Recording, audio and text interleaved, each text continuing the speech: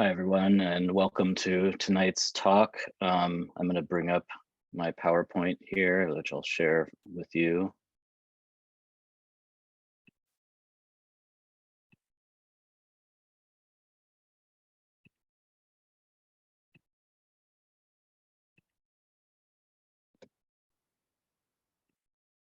So I've titled today's talk as Collaboration and Subversion, Reconsidering Colonial Era Cinema in this film Tuition. And I'm really excited to talk about this film with you, this rather fascinating and I think in a lot of ways surprising film with you tonight. For those who have taken a seminar with me before, they might know this already, but I tend to structure my talks as more of a discussion rather than, say, a lecture. So the basic structure of the seminar will be, I'll provide some background on the colonial period. And then from there, and you can ask any questions along the way. You can feel free to ask them in the chat or whatever, and I'll try to address them. So after some brief background, historical background, then I will introduce some discussion questions. And this is the point where I like to break people into smaller groups using the breakout room function, which I'm sure you're all familiar with, and assign each group one question and discuss it with your group. And after that's done, we kind of reconvene as a class, so to speak, and go through these questions one by one, deferring to the group who discussed the question first and then sort of opening up to everybody else. And I've also prepared some film clips that I think are pertinent to the discussion questions I'm using. And then time permitting at the end, I also have some clips of some more recent Korean films that represent the colonial period. Recent cinema is starting to sort of reconsider and reevaluate the colonial period. And there's been a lot of interesting films produced in the last, I would say, 15, 20 years or so that kind of like re-examine the colonial period. So yeah, if we have time, we'll get to those as well. Okay. Oops. So in our discussion today, one of the things I want to consider as sort of like a broader topic is the relationship between colonialism and cinema. And I wanted to read this quote, which I think is a really good one. It's from this book, What is Japanese Cinema by Yomoto Inuhiko. And I'd really recommend this book to anyone who has an interest in Japanese cinema history. It's actually quite short, but covers a lot of ground. So it's pretty great. But let me just read this quote here. It was no coincidence that the birth of Japanese cinema coincided with the colonization of Taiwan. Just as the cameraman from the Lumiere Company visited Japan, Japanese people in the first decade of the 20th century traveled from Taiwan and Thailand to Singapore with camera and projector in hand and made the people of those countries aware of the existence of cinema. The Chinese shot their first movie in Beijing in 1905, Koreans shot their first movie in 1919, and the Taiwanese shot their first movie in 1925. These countries started much later than Japan. This temporal lag in film loosely corresponds to the lag of these countries in modernization based on the Western model. So I think this quote illustrates quite well how cinema is really inextricable from colonialism, as well as Westernization, which sort of goes hand in hand with colonialism in Asia. And one of the things I'd like to think about today, the way in which this film is kind of used as a tool, propaganda tool of colonialism, but also the way, it can, actually kind of subtly subverts this attempt at propaganda, because I think it's quite nuanced in a way, and even conflicting in some senses. So here is sort of a brief overview of Japanese imperial expansion. A lot of people sort of might not realize that the first sort of colony of Japan was actually Hokkaido, right? You know, Hokkaido was not always part of Japan, but the year following the Meiji Restoration in 1869, they annexed Hokkaido and it became part of Japan proper. And then 10 years later, Okinawa, same thing, right? And then they expanded to East Asia, Taiwan, Sakhalin Island, which is, or Karafuto as they call it in Japan, which has been subject of lots of sort of conflict between Japan and Russia over the years. Then they colonized Korea in 1910. And then they steadily expanded into Southeast Asia, Micronesia, Pacific Islands, Manchuria in 1931, and a portion of China. And then in 1941 and 1942, Malaya, Singapore, French Indochina, Dutch East Indies, Philippines, and Papua New Guinea. So you can sort of see in this map really the scope of their imperial expansion.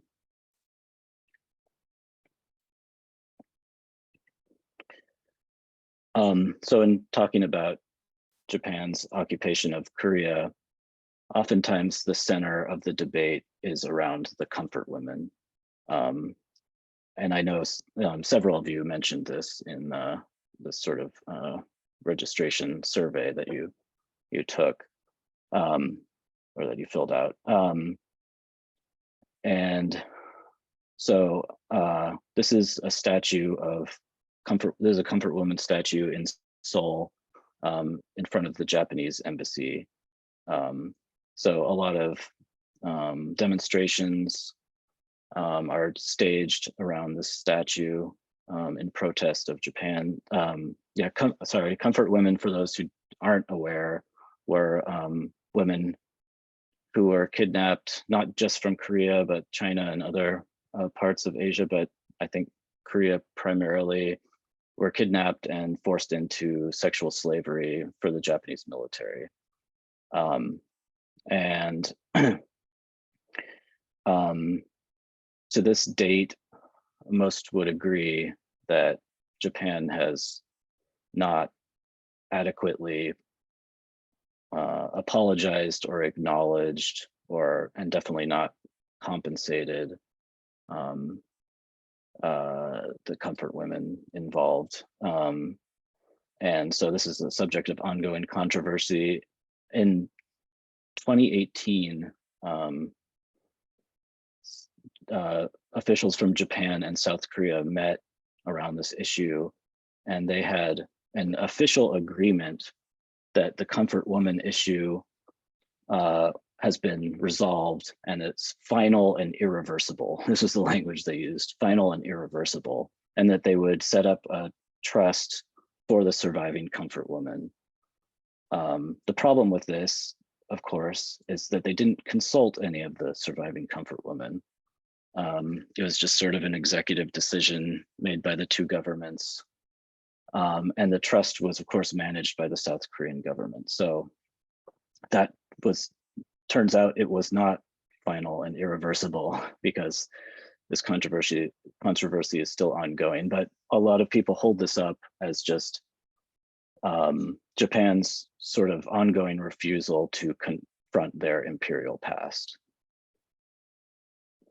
And interestingly, there's statues of comfort women, not just in Seoul, but in various places in the US as well. I lived in Glendale, California for a year when I was in grad school, and there's a comfort woman statue in Glendale, oddly enough. Okay, so I want to give a sort of short overview of the colonial period in general, to sort of contextualize this film, which, you know, was produced in the late colonial period.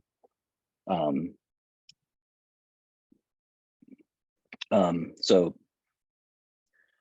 it began in 1910, and this first decade was very much marked by a military style rule. So very sort of harsh, suppressive, autocratic military rule.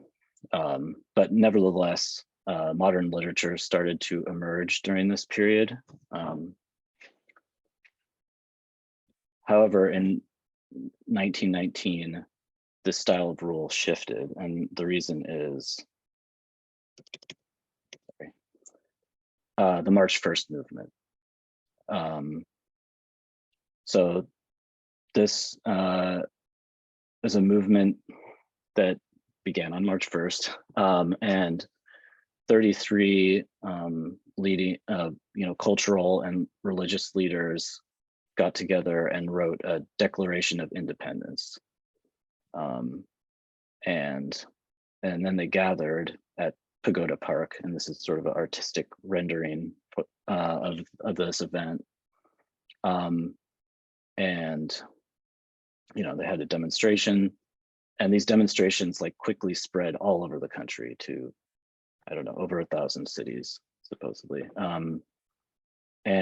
But the Japanese response to this was a brutal crackdown, and it's hard to know the exact numbers, but thousands were killed, over 10,000 were injured. But for the Japanese colonial forces, this was a sign that sort of military rule had kind of failed, and they need to reevaluate how they govern Korea. So in 1919, they shifted to a so-called cultural rule. This sort of outwardly gives the occupied more freedom of expression. So during this time, a variety of activist movements cropped up, socialist movements, anarchist movements, feminist movements, and the literature and arts thrived, including cinema. But at the same time, the cultural rule is also more insidious in a way, because it sort of uses these more subtle strategies of co-optation and manipulation. And I think, yeah, this is an issue that sort of plays out in this film that we'll discuss. And then, so in 1931, there was the Mukden incident, sometimes referred to as the Manchurian incident, when Japan invaded Manchuria and established the puppet state of Manchukuo. So at this time, Korea became a newly important military and industrial base. So this was a time of, rapid industrialization, and the sort of the anti-colonial resistance movement shifted from Korea to Manchuria at this time. And rule in the Korean Peninsula again started to become a little more repressive. And so cultural activism declined, but new urban culture as a result of this industrialization flourished. And so it's often referred to as Korea's age of modernism. So then as the war ramped up, so Korea became increasingly embroiled in Japan's ever-expanding imperial war. To mobilize Korea's material and human resources, Japan adopted intensive assimilationist policies. So these are the policies that are often cited as, overly cruel and repressive, and basically a systematic attempt to completely obliterate Korean culture and language. So these included the changing of Korean names into Japanese names, the exclusive use of Japanese in publications, mandatory worship of Shintoism, and then, of course, forced ideological conversion of socialists. And so due to the wartime mobilization, nearly 3.5 million Koreans were living overseas by 1944. And then sort of post-liberation, most of the Koreans living in Japan at least repatriated, though some remained.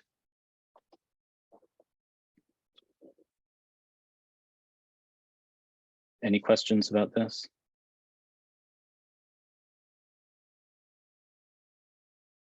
Okay.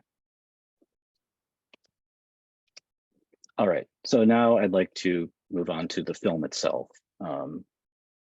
So as the intertitles at the beginning of the film described, this film was based on a composition by a Korean school student, a Korean student, a fourth grader from Gwangju, and it received a prize from the Japanese government general, and then was adapted into this film. This film was considered lost for many years, but it was rediscovered in 2014 at the China Film Archive in like surprisingly good condition. And so then it was restored and released by the Korean Film Archive as part of their Unearthed series. And there were, quite a few films that were rediscovered around this time in various places. The director is Choi In-gyu, or he co-directed this film, rather. And we'll talk about this a little later, but he collaborated on several films with Japanese authorities during the colonial period. But post-liberation, he went on to direct this film, Hurrah for Freedom, in 1946, which marks the 1-year anniversary of liberation. So its tone is quite a bit different than this film.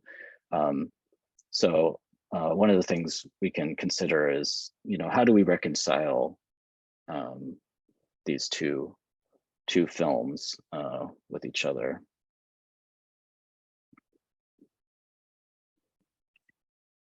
Okay, so I want to go over these discussion questions with you before breaking you into groups and assigning you a question. I have 6 questions, so I figured 6 groups is a good number, considering the number of attendees. I don't want to have too many people in each group. So here we go. So my first question is, tuition was produced late in the colonial period during a time of mass war mobilization. How does the film represent colonial Korea? Why do you think the filmmakers decided to place children at the center of this film? And yeah, by the way, I say question, but each of my questions contain multiple questions, so I'm kind of cheating here, but you can decide in your group, what to address.